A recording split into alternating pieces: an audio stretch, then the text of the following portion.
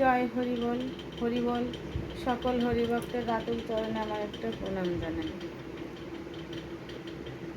আজ আমি শোনাতে চাইছি হীরামন পাগলের কাহিনী।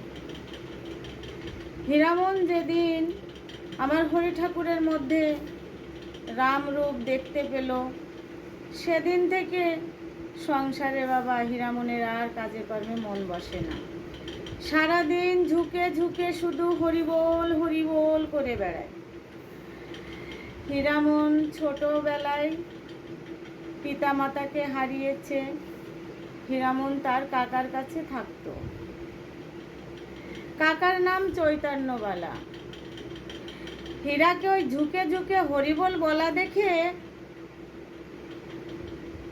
কাকা চৈতন্যবালা বলছে হীরাকে ভূতে ধরেছে।